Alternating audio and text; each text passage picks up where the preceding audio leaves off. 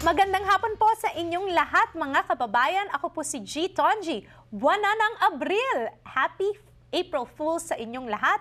And now, we've got midweek news updates from our friends from Asian Journal. Asian Journal, the Filipino-American community newspaper since 1991. Siyempre, kasama natin ang ating Los Angeles correspondent na kagagaling lang sa Honolulu, si Annie Nepomuceno. Hello, Annie! Yes, hello G. Magandang hapon sa'yo. Magandang hapon. At Umpisahan na natin. Oo nga, at marami tayong pag-uusapan ngayon. U.S. Senators urge comprehensive response to China's aggressive construction in disputed sea. Though indirectly involved in overlapping territorial claims, Senate Foreign Relations Committee Chairman John McCain of Arizona, Armed Service Committee Chairman Senator Bob Corker of Tennessee, Senator Jack Reed of Rhode Island, and Senator Robert Menendez of New Jersey called on the U.S. government to come up with a comprehensive strategy for addressing China's increasingly coercive conduct that has been looming over the claims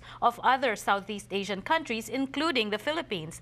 The four senators sent a letter to Secretary of State John Kerry and Defense Secretary Ash Carter, stressing that the long-standing interests of the United States, as well as our allies and partners, stand at considerable risk with the ongoing reclamation activities of China.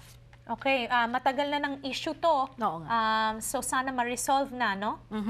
And ang ating susunod na balita, a survey reveals more Pinoy struggles and suffer financially. While economic reports signal that the Philippines is no longer the sick man of Asia, only a few Filipinos consider themselves thriving financially, while the rest said they are struggling or suffering in terms of their economic standing.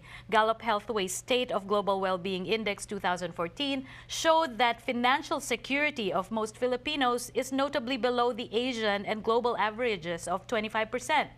More than those who are unemployed, the researchers noted that the high unemployment rate in the country was very evident after respondents negatively answered questions whether they feel they have enough money to do everything they want to do or whether they are worried about money.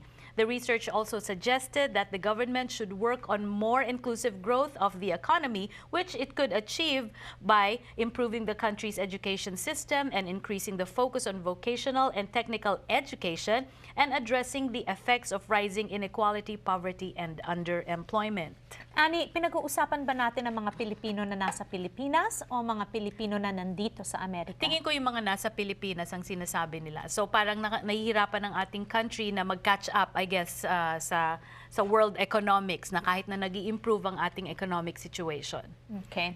Sundan na natin sa ating next topic. Yes, Muhammad Ali backs Pacquiao in fight against Mayweather. When asked on who his bet is on for the much-anticipated May 2 fight between Floyd Mayweather Jr. and Manny Pacquiao, legendary heavyweight champion Muhammad Ali is putting his money on the Filipino champ.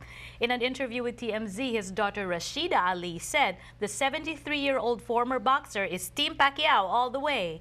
Aside from the excellent boxing record, Rashida said her father is overly impressed with Pacquiao's work outside the ring. He knows Manny is a great fighter, but it's more about what he does outside the ring, she said. He's such a charitable person. Meanwhile, despite suffering from cramps during one of his jogging sessions, Pacquiao believes that Mayweather's downfall is coming. The 36-year-old 8th Division champion is confident that he will break the winning streak of the undefeated pound-for-pound king. Coach Freddie Roach also mentioned that he has a secret weapon that is helping Pacquiao train, one of Mayweather's former sparring mates, though he did not reveal the individual's identity. As part of the promotion of the long-awaited fight, HBO Sports will be premiering a one-hour documentary on Saturday, April 18, entitled Mayweather Pacquiao at Last, which features the two boxers' nearly 6-year journey to the big fight. That is correct. This is the fight of the century. Kababayan today was there at the press conference. Mark your calendars. That's May 1st. We will be having a Pacquiao special.